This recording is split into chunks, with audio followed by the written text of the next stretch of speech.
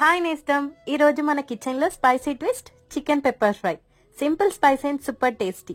మరి స్కిప్ చేయకుండా ఎండ్ వరకు చూసేయండి. ఈ స్పైసెస్ ఫ్రై చేస్తుంటే మంచి స్మెల్ వస్తుంది. చల్లార్చి దాన్ని బరకగా మిక్సీ పట్టుకో.